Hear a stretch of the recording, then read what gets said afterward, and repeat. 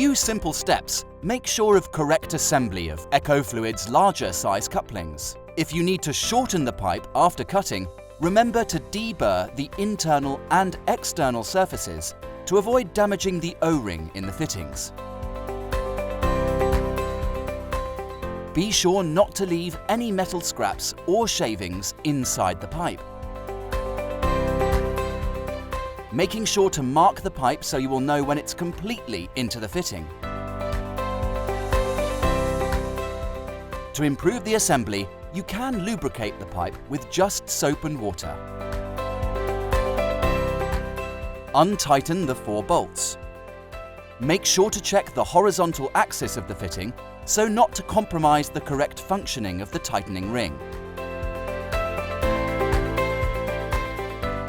Complete the tightening of the bolts using a torque wrench until reaching the correct Newton meters pressure.